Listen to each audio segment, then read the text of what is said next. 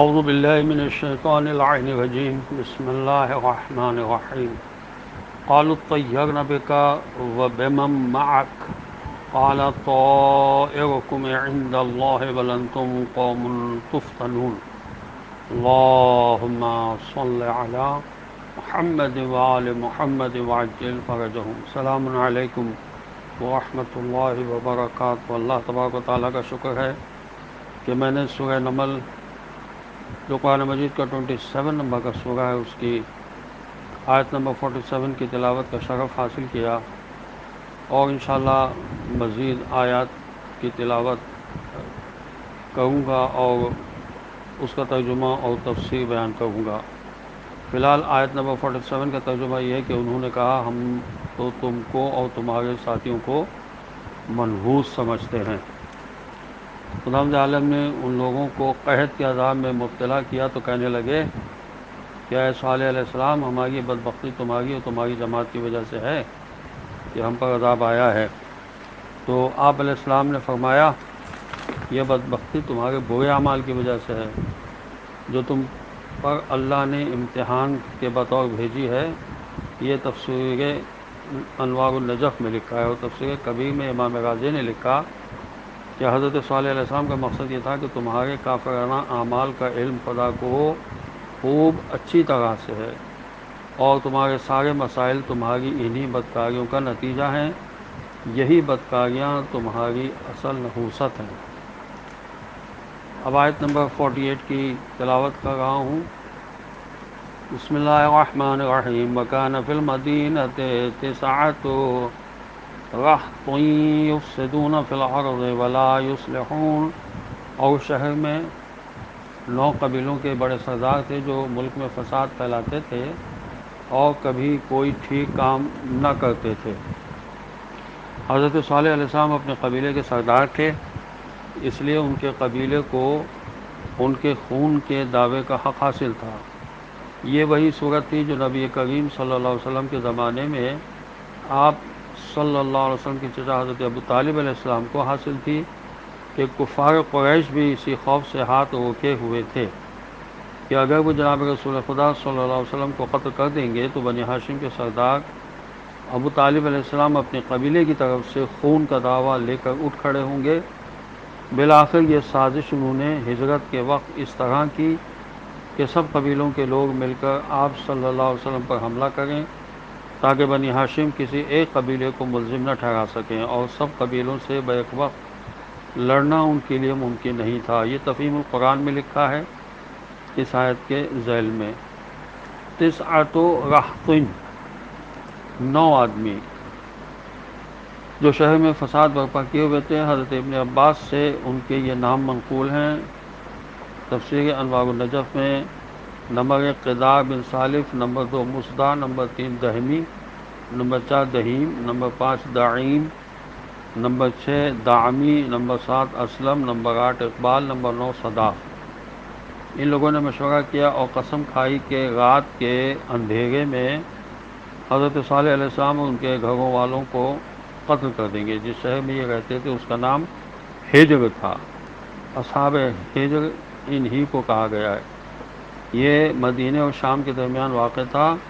وادی قرا میں یہ شہر واقع تھا۔ آپس میں یہ طے ہوا تھا کہ ان کو قتل کر کے ان کے وارثوں سے کہیں گے کہ ہمیں علم نہیں کس نے صالح علیہ السلام وغیرہ کو قتل کیا، ہم موجود نہ تھے۔ آیت نمبر 49۔ بسم اللہ الرحمن الرحیم۔ قالوا تقاسموا باللہ لنبیتنہ وأہلہ ثم لنقولن لولیہ ما شہدنا مہلک اہلہ وإنا لصادقون۔ ترجمہ، انہوں نے آپس میں کہا خدا کی قسم کھا کر عہد کر لو کہ ہم صالح علیہ السلام اور ان کے گھر والوں کو راتوں رات قتل کر ڈالیں گے، پھر ان کے وارث سے کہیں گے کہ ہم اس گھر والوں کی ہلاکت کے موقع پر موجود شریک نہ تھے، اور یقین مانو کہ ہم سچے ہیں۔ آیت نمبر 50۔ وَمَكَرُوا مَكْرًا وَمَكَرْنَا مَكْرًا وَهُمْ لَا يَشْعُرُونَ۔ ترجمہ یہ ہے، اور اس طرح انہوں نے تو ایک چال چلی اور پھر ہم نے بھی ایک چال چلی جس کی انہیں خبر تک نہ تھی۔ مکرو کا مطلب یہ ہے کہ انہوں نے چال چلی۔ تفسیر فصل اختام میں علامہ علی نقی صاحب نے اس آیت کی تفسیر میں لکھا کہ ہم نے ان کی چال منصوبے کا توڑ کیا۔ اب یہ توڑ کیا تھا، اس کی تفصیل قرآن میں موجود نہیں ہے۔ روایات بہت سی ہیں مگر کسی کی سند امام معصوم علیہ السلام سے نہیں ملتی، اس لیے کوئی بات یقینی طور پر نہیں کہی جا سکتی۔ تفسیر مجموع البیان میں اس آیت کی ذیل میں لکھا ہے کہ حضرت ابن عباس سے روایت ہے کہ خداوند عالم نے حضرت صالح علیہ السلام کو حکم دیا کہ اس بستی سے نکل جائیں، پھر خدا نے ان کی قوم پر عذاب نازل کیا۔ اس وقت حضرت صالح علیہ السلام اور ان کے ساتھی پہاڑ پر تھے اور اس بستی پر خدا کا عذاب اترتے دیکھ رہے تھے۔ تفسیر انوار النجف میں اس آیت کی ذیل میں لکھا ہے اور تفسیر صافی میں بھی ہے کہ حضرت صالح علیہ السلام نے پہاڑ کے دامن میں مسجد بنائی تھی جس میں نماز پڑھتے تھے۔ جب آپ علیہ السلام نے اپنی قوم کو 3 روز میں عذاب کی خبر دی تو انہوں نے مقرر وقت سے پہلے قتل کرنے کا مشورہ کر لیا اور مسجد کی طرف روانہ ہوئے۔ پہاڑ کی چوٹی سے ایک بڑا پتھر گرا اور وہ سب کے سب اس کے نیچے دب گئے۔ باقی لوگوں پر صیحہ کا عذاب آیا۔ آیت نمبر 52، وَتِلْكَ بُيُوتُهُمْ خَاوِيَةٌ بِمَا ظَلَمُوا إِنَّ فِي ذَلِكَ لَآیَةً لِقَوْمٍ يَعْلَمُونَ۔ ترجمہ یہ ہے، بس اب یہ ہیں ان کے ویران اور سنسان گھر جو خالی پڑے ہیں ان کے اسی ظلم کی وجہ سے۔ حقیقت یہ ہے کہ اس میں ان لوگوں کے لیے نشان عبرت ہے جو علم رکھتے ہیں۔ یہ بات طے ہے کہ ظلم سے بستیاں تباہ ہو جاتی ہیں۔ تفسیر مجموع البیان میں شاید کی ذیل میں لکھا ہے کہ حضرت ابن عباس سے روایت ہے کہ میں نے کتاب خدا میں دیکھا ہے کہ ظلم کرنا بستیوں کو تباہ کر دیا کرتا ہے، اور پھر انہوں نے اسی آیت کی تلاوت کی۔ آیت نمبر 53، وَأَنجَيْنَا الَّذِينَ آمَنُوا وَكَانُوا يَتَّقُونَ، اور ہم نے ان لوگوں کو نجات دے دی جو ابدی حقیقتوں پر ایمان بھی لائے تھے تو برائیوں سے بچتے بھی تھے۔ تفسیر انوار النجف میں اس آیت کی تشریح میں لکھا ہے کہ تفسیر مجموع البیان میں بھی مروی ہے کہ ان لوگوں کی تعداد 4000 تھی جو ایمان لائے تھے، خدا نے ان کو نجات دی تھی۔ حضرت صالح علیہ السلام ان کو لے کر حضرت مود کی طرف گئے تھے اور وہاں پہنچ کر آپ علیہ السلام کو موت آ گئی، اسی بنا پر اس جگہ کا نام حضر موت ہو گیا۔ تفہیم القرآن میں اس آیت کی ذیل میں لکھا ہے کہ جاہلوں کا معاملہ دوسرا ہے، وہ تو یہی کہیں گے کہ قوم صالح علیہ السلام پر عذاب، زلزلہ وغیرہ آنا تھا، اونٹنی پر ظلم کرنے سے اس کا کوئی تعلق نہیں ہے۔ یہ چیزیں تو طبعی اسباب سے آیا کرتی ہیں، لیکن جو علم رکھتے ہیں وہ جانتے ہیں کہ اللہ کے فیصلے اس کی حکمت سے صادر ہوتے ہیں۔ طبعی اسباب اس کے ارادے کے غلام ہیں، ظالم کو اس کے کیفر کردار تک پہنچانا عدل ہے۔ آیت نمبر 54، وَلُوطًا إِذْ قَالَ لِقَوْمِهِ أَتَأْتُونَ الْفَاحِشَةَ وَأَنْتُمْ تُبْصِرُونَ۔ ترجمہ یہ ہے، لوط علیہ السلام کو ہم نے بھیجا جب انہوں نے اپنی قوم سے کہا کیا تم بدکاری کرتے ہو اور اپنی آنکھوں سے دیکھتے بھی ہو، یعنی ایک دوسرے کے سامنے بدفعلی کرتے ہو۔ تفسیر مجموع البیان میں اس آیت کی ذیل میں لکھا ہے کہ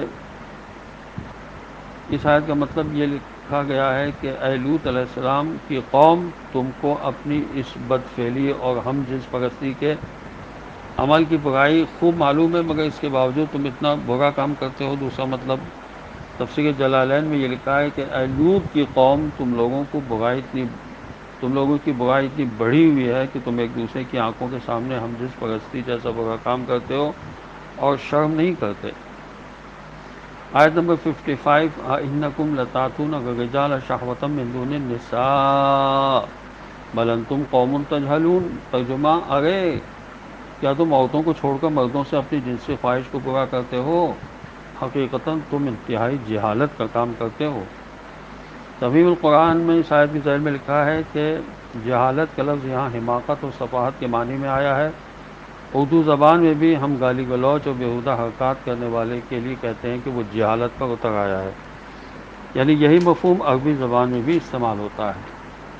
آیت نمبر 56، فَمَا كَانَ جَوَابَ قَوْمِهِ إِلَّا أَنْ قَالُوا أَخْرِجُوا آلَ لُوطٍ مِّن قَرْيَتِكُمْ إِنَّهُمْ أُنَاسٌ يَتَطَهَّرُونَ۔ ترجمہ، مگر ان کی قوم کا جواب اس کے سوا کچھ نہ تھا کہ انہوں نے کہا نکال دو لوط علیہ السلام کے گھرانے والوں کو اس بستی سے، یہ لوگ بڑے پاک و صاف بنے پھرتے ہیں۔ آیت نمبر 57 فَأَنجَيْنَاهُ وَأَهْلَهُ إِلَّا امْرَأَتَهُ قَدَّرْنَاهَا مِنَ الْغَابِرِينَ۔ ترجمہ یہ ہے کہ پس ہم نے لوط علیہ السلام اور ان کے گھر والوں کو نجات دے دی، سوا ان کی بیوی کے، جس کے لیے ہم نے طے کر دیا کہ وہ یوں ہی پیچھے رہ جانے والوں میں سے ہوگی۔ تفہیم القرآن میں لکھا ہے کہ حضرت لوط علیہ السلام کو پہلے ہی سے ہدایت کر دی گئی تھی کہ وہ اپنی بیوی کو اپنے ساتھ نہ لے جائیں، کیونکہ اس کو اپنی قوم ہی کے ساتھ تباہ ہونا ہے۔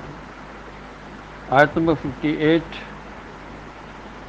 وَأَمْطَرْنَا عَلَيْهِمْ مَطَرًا فَسَاءَ مَطَرَ الْمُنذَرِينَ۔ ترجمہ، پھر ہم نے برسائی ان کے اوپر ایک خاص نئی قسم کی برسات، جو بہت ہی بری برسات تھی ان لوگوں کے حق میں جنہیں برے کاموں کے برے انجام سے ڈرایا جا چکا تھا۔ آیت نمبر 59 قُلِ الْحَمْدُ لِلَّهِ وَسَلَامٌ عَلَىٰ عِبَادِهِ الَّذِينَ اصْطَفَىٰ اللَّهُ خَيْرٌ عَمَّا يُشْرِكُونَ۔ اس کا ترجمہ یہ ہے کہ اے رسول صلی اللہ علیہ وسلم کہہ دیجئے کہ حمد ہے اللہ ہی کے لیے، اور سلام ہو اس کے ان نیک بندوں پر جنہیں اس نے منتخب کیا۔ اللہ بہتر ہے یا وہ افراد یا چیزیں جنہیں وہ لوگ خدا کا شریک ٹھہرا گئے ہیں۔ تفسیر انوار النجف و تفسیر قمی سے منقول ہے کہ اس سے مراد آل محمد علیہ الصلاۃ والسلام ہیں، اور وہی اللہ کے منتخب مصطفیٰ برگزیدہ بندے ہیں۔ تفسیر صافی میں بحوالہ الجوامع اور تفسیر قمی لکھا ہے کہ وہ نیک بندے جن کو خداوند کریم نے چن کر اپنا مصطفیٰ بنایا، اولین معنوں میں حضرت محمد صلی اللہ علیہ وسلم اور آپ صلی اللہ علیہ وسلم کی آل پاک علیہ الصلاۃ والسلام ہیں۔ اس آیت میں عبدہ کے بجائے عبادہ یعنی بندے کے بجائے بندوں کا لفظ استعمال ہوا ہے۔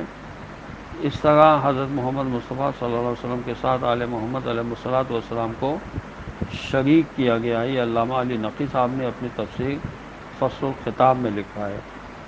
اب تفہیم القرآن میں علامہ مودودی صاحب لکھتے ہیں کہ الحمدللہ یہاں ہمیں یہ سبق دیا جا رہا ہے کہ تقریر شروع کرنے کا طریقہ کیا ہونا چاہیے، کیونکہ یہاں سے دوسری تقریر شروع ہو گئی ہے۔ مسلمانوں کو بتایا جا رہا ہے کہ وہ اپنی تقریر اللہ کے حمد سے شروع کریں اور پھر خدا کے نیک بندوں پر سلام کریں، پھر تقریر کریں۔ یہ اور بات ہے کہ آج اس کو ملائیت سمجھا جاتا ہے اور کوئی پڑھا لکھا مسلمان حمد و درود سے اپنے لیکچر کو شروع کرنا پسند نہیں کرتا۔ اللہ خیر، یعنی حقیقتاً یہ سوال پیدا ہی نہیں ہوتا کہ خدائے برحق کا باطل معبودوں سے کوئی مقابلہ کیا جا سکتا ہے، مگر مشرکوں کو سمجھانے کے لیے یہ سوال ان کے سامنے رکھا گیا ہے تاکہ وہ اپنی غلطی کی طرف متوجہ ہوں، کیونکہ اتنے کا مشرک مقابلہ نہیں کر سکتے تھے کہ بھلا یہ بت یا معبودان باطل عالمین کے خالق و مالک کے برابر ہو سکتے ہیں۔ اس لیے ان کو دعوت دی جا رہی ہے کہ وہ ان جھوٹے خداؤں کو چھوڑ کر رب اعلیٰ کی بندگی کی زندگی اختیار کریں، اس لیے کہ عقل کا تقاضا ہی یہ ہے کہ بہتر کو چھوڑ کر بدتر کو اختیار نہ کیا جائے۔ اس طرح قرآن تقریر کے آغاز ہی میں مشرکوں کو بالکل بے بس کر دیا۔ اس کے بعد پے در پے اللہ تعالیٰ کی قدرت، تخلیق اور حکمت کے ایک ایک کرشمے کی طرف انگلی اٹھا کر پوچھا جا رہا ہے کہ بتاؤ یہ کام کس کے ہیں؟ کیا اللہ کے ساتھ کوئی دوسرا خدا بھی ان کاموں میں شریک ہے؟ اگر شریک نہیں ہیں اور وہ کچھ بنا بھی نہیں سکتے تو آخر پھر تم نے ان کو اپنا خدا کیوں بنا رکھا ہے؟ تفہیم القرآن میں لکھا ہے کہ روایات میں آتا ہے کہ جناب رسول خدا صلی اللہ علیہ وسلم جب اس آیت کی تلاوت فرماتے تھے تو اس کے جواب میں خود ہی فرماتے تھے بل اللہ خیر و ابقا و اجل و اکرم، یعنی نہیں بلکہ اللہ ہی بہتر ہے اور وہی ہمیشہ باقی رہنے والا ہے اور وہی سب سے زیادہ بزرگ اور سب سے زیادہ کریم ہے۔ یہ تفہیم القرآن میں علامہ مودودی صاحب نے لکھا ہے۔ والحمد للہ رب العالمین والصلاۃ والسلام والتحیۃ والاکرام علی محمد وعلی محمد۔